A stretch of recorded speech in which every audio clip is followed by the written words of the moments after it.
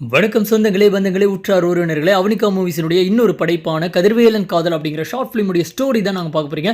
என்ன கதிர்வேலன் காதல் short film? ஆமாங்க, அதுவும் பார்ட் 1. ஆமாம், கதிர்வேல் ராஜா அப்படிங்கிறவருடைய இயக்கம் மற்றும் திரைக்கதை மூவிங்கில் இந்த படம் உருவாகியிருக்கு. ஸ்டார்டிங் சீனே பார்த்திங்கன்னா ஒரு வாய்ஸ் ஓவர் அப்படின்ட்டு வந்திருக்கு. அந்த வாய்ஸ் ஓவரில் வந்து என்ன சொல்கிறாரு அப்படின்னா நான் 4 வருஷமாக மறைஞ்சிருக்கிறேன், எனக்கு வெறியாக வருது, என்னை கொல்றதுக்கு ரத்தனங்கிறவனும் காத்திருப்பான், அவனை கொல்றதை நான் காத்துக்கிறேங்கிற மாதிரி ஃபர்ஸ்ட்லேயே இந்த கதை ஒரு பழிவாங்கிற கதை அப்படிங்கிறத அந்த வாய்ஸ் ஓவரில் சொல்லிடுறாங்க.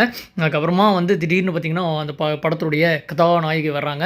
அவங்க அப்படியே காலையில் எழுந்துச்சு அப்படியே போகிறாங்க. இது கதிர்வேலன் காதல் பார்ட் 1. பார்ட் 2 என்னென்ன நடக்கும் அப்படிங்கிறத நம்ம பொறுத்து தான் பார்க்கணும். ஏன்னா பார்ட் 1 தான் வெளியே இருக்குது. கதாநாயகி தன்னுடைய காலை நேர முக்கியமான வேலையை செய்கிறாங்க. எஸ், மேக்கப் நீங்கள் பார்த்தாலே தெரியும். கதிர்வேல் ராஜா இந்த படத்தை செம்ம சூப்பராக அந்த ஸ்க்ரீன் ப்ளே பண்ணியிருக்காரு. அது எல்லாருமே பார்க்குறாங்க. இவர் தான் அந்த கதிர்வேல் ராஜா தன்னுடைய காதலி மேக்கப் பண்ணுறதை அப்படியே மெய்மறந்து நின்று பார்த்து கொண்டிருக்கிறார்.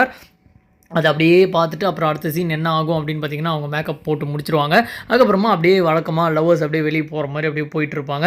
அப்போ என்ன சொல்கிறது, நீ என்ன ஏன் என்கிட்ட ரொம்ப நாளாக பேசலை அப்படின்னு சொல்லிட்டு சண்டைக்கு வருவாங்க. சாரி, ஒரு முக்கியமான பிரச்சனையில் மாட்டிட்டேன் அப்படிங்கிற மாதிரி ஏதோ ஒரு எக்ஸ்கியூஸ் சொல்லிட்டு இருப்பார். வழக்கமாக காதலுக்குள்ளே நடக்கிற விஷயம் தான். அந்த இடத்துல ஒரு பெரிய மனுஷர் வருவார். என்னப்பா பிரச்சனை, நீங்கள் யாரும் இல்லை, ஒன்றும் இல்லை, சும்மா தான் பேசிட்டு இருக்கணும் அப்படின்னு. என்ன அந்த பொண்ணு சோகமாக இருக்கு என்ன அப்படின்னா, வா ஒரு பொண்ணுக்கு ஒன்றுன்னா உடனே வந்துடுவீங்களே, வந்துட்டார் கமலஹாசன் அப்படிங்கிற மாதிரி இது சொல்லிட்டு போயிடுவாங்க. அதுக்கப்புறமா நான் நேற்று உனக்கு 2 நாளாக உனக்கு 79 மிஸ்டு கால் கொடுத்தனே, அதாவது மிஸ்டு கால் மட்டும் கொடுத்து ஒரு ரிங்கு கொடுத்துருக்கலாம், சரி ரைட்டு, 79 மிஸ்டு கால் நீ பார்த்தியா, எடுத்திருந்தா இந்த பிரச்சனையை வந்திருக்காது உனக்கு எனக்கும் அப்படிங்கிற மாதிரி சொல்லுவார். புது நம்பர்லேருந்து ஃபோன் வந்துச்சு, அதான் எடுக்கல அப்படின்னு சொல்லுவாங்க. புது நம்பர்லேருந்து ஃபோன் வந்தால் எடுக்கக்கூடாது அப்படிங்கிற ஒரு சோசியல் மெசேஜும் இந்த படத்தில் கொடுத்துருக்கிறது ஹைலைட்டான விஷயம். அதுக்கப்புறமா இவங்க 2 பேரும் பேசிகிட்டு இருக்கிறத அந்த பொண்ணுடைய மாமா மறைந்து நின்று பார்த்து விட்டுவார். மறைந்திருந்து பார்க்கும் மர்மம் என்ன அப்படின்ற மாதிரி நமக்கு இருக்கும். அதுக்கு அடுத்த சீனை பலாருன்னு அடிவாங்க அந்த பொண்ணோட அம்மா. எஸ், என்ன சொல்கிற, தன்னோட அக்காட்ட போட்டு கொடுத்துருவாரு. டே இவ்வளோ ரூமில் போட்டு அடடா, அடுத்த வெள்ளிக்கிழமையும் உனக்கு இவளுக்கும் கல்யாணம் அப்படி இப்படின்னு சொல்லுவாங்க. அம்மா நான் அவனை தான் கல்யாணம் பண்ணிப்பேன் அப்படிம்பாங்க. நீ யாரை கல்யாணம் பண்ணு, நான் தான் சொல்லணும், அதெல்லாம் நீயே சொல்கிற அப்படின்னு சொல்லிட்டு அம்மாவா அவளை அடைக்க சொல்லுவாங்க.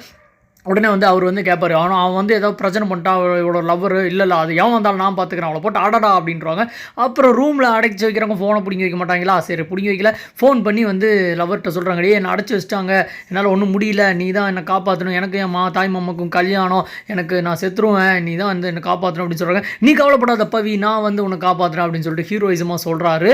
அப்புறம் அடுத்த சீனே அங்கிள் அவன் என்னை கூட்டிகிட்டு வரப்போகிறான் அப்படின்னு சொல்லிட்டு இன்னொருத்தட்ட பேசுகிறாங்க. இவர் தான் அந்த ரத்தனம், இவர் தான் அந்த வில்லன்கிறது நமக்கு அப்படியே தெரியுது. வரட்டும் புலி வெளியே வருது, புலி வந்த உடனே வேட்டையாடிட வேண்டியதாங்கிற மாதிரி ஒரு டைலாக்கை சொல்லுவார். அவன் கண்டிப்பாக வருவான் அப்படின்ற மாதிரி. உடனே இவர் இன்னொருத்தர்கிட்ட பேசியிருப்பார், கருப்பு அப்படின்னு சொல்லிட்டு. கருப்பா கல்பான்னு சரியாக அந்த லெசன் பண்ண முடியல. அவங்கக்கிட்ட இவரை கொல்ல போகிறேன் அப்படிங்கிற மாதிரி பேசுகிறோம். இந்த சீன் தான் ரொம்ப ஹைலைட்டான சீன், நல்லாயிருக்கும். இவர் ஒரு டைலாக் சொல்ல, அது அவர் ஒரு டைலாக் சொல்ல, ரெண்டையும் மெர்ஜ் பண்ணி மிக்ஸ் பண்ணியிருப்பார் கதிர்வேல் ராஜா. அந்த இதுக்கு நம்ம ஒரு செலக்ட் பண்ணலாம். என்ன சொல்கிறது, இவரும் வெறியோட பேசுவார், அவரும் வெறியோட பேசுவார். அந்த நாள் அவனை கொல்ல போகிற நாள் அப்படின்ற மாதிரி இவரோட டைலாக், அவரோட டைலாக். இனிமே தான் கதை ஆரம்பம் அப்படின்னு சொல்லிட்டு அந்த சீன் முடியும். அந்த சீனை முடிஞ்சு நம்ம சூப்பர் சீன்ஸில் அவனுக்கு முடிச்சிட போகிறோம். இந்த வாய்ஸ் ஓவர் எப்படி இருந்துச்சு, உங்கள் கருத்துக்கள் கமெண்ட் சொல்லுங்கள். இந்த படத்தை ஃபுல்லாக பார்க்கணும் அப்படின்னா டிஸ்கிரிப்ஷன்லேயும் ஃபர்ஸ்ட் கமெண்ட்லேயே லிங்க் இருக்குது, பார்த்து என்ஜாய் பண்ணுங்கள்.